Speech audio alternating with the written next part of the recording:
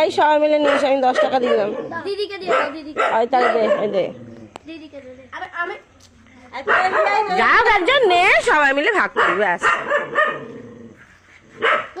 কেউ ঝগড়া করবি না, আস্তে আস্তে আস্তে। একটা দিয়ে দে। ওই এনে তো, ওই এনে। আরেকটা আছে তো। আরে ওই এনে ওকে। আগে সম্রাট সবে করছিস। হ্যাঁ,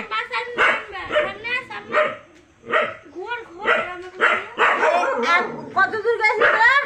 এইখান থেকে এবার ওদিকে যাবি।